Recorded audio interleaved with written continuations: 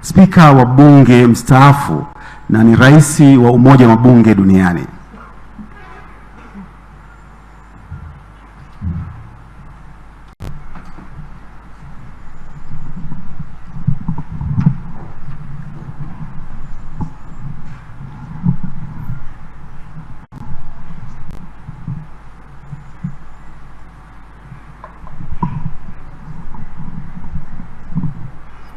Kristo. Tumsifu Yesu Kristo. Baba Paroko, tunakushukuru sana kwa misa hii takatifu kwa ajili ya ndugu yetu aliyetangulia. Mheshimiwa Waziri Mkuu, viongozi wote mlioko hapa na waombolezaji wenzangu, kipekee kabisa familia ya marehemu, mke wa marehemu, watoto wake pamoja na ndugu wote. Poleni sana na msiba huu mkubwa ambao umetupata.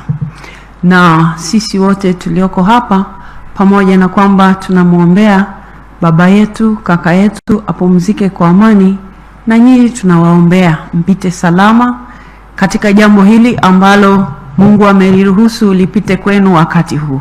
Hatuna wasiwasi, atawapitisha salama. Tutaendelea kuwaombea. Ndugu waombolezaji wenzangu, mengi yamesemwa hapa na najua orodha ni ndefu ya watu wa kuzungumza na tumeambiwa muda umekwenda sana. Pengine mimi nitalisema moja tu, na hilo moja ni kwamba mimi nilijifunza kutoka kwake mtu huyu ambaye yuko hapo leo. Tumekuja sote kumpa heshima hizi. Hakuwa na choyo ya maarifa.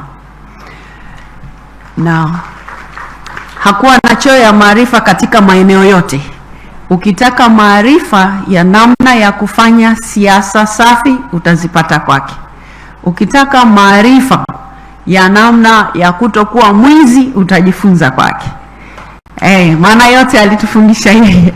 Lakini pia ukitaka kuwa mbunge bora, utajifunza kwake. Na ukitaka kuwa mbunge wa muda mrefu kama yeye alivyokuwa, utajifunza kwake.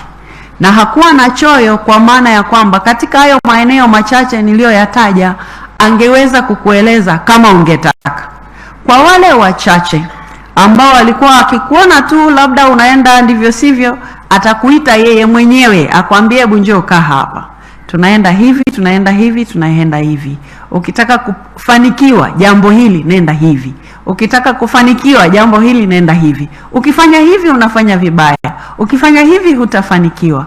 Kwa hivyo hakuwa ni mtu ambaye angefurahia baya limpate mtu mwingine, na ndio maana hakuwa na choyo ya kutoa ushauri katika jambo lolote.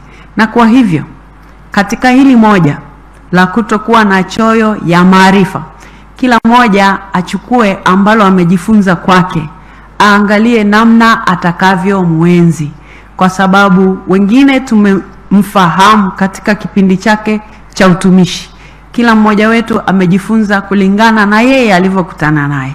Sasa katika utumishi wake, ili tumwenzi vizuri, lile ulilojifunza kwake, hebu lienzi hilo, hebu liishi hilo katika yale ambayo Baba Paroko na viongozi walioko huku mbele wametukumbusha siku ya leo. Wametukumbusha siku ya leo na sina haja ya kuyarejea. Asante sana kwa fursa ya kuzungumza Baba Paroko, lakini pia Mheshimiwa Waziri Mkuu ambaye yuko hapa kwa ajili ya jambo hili upande wa serikali. Asanteni sana kwa kunisikiliza. Poleni sana familia.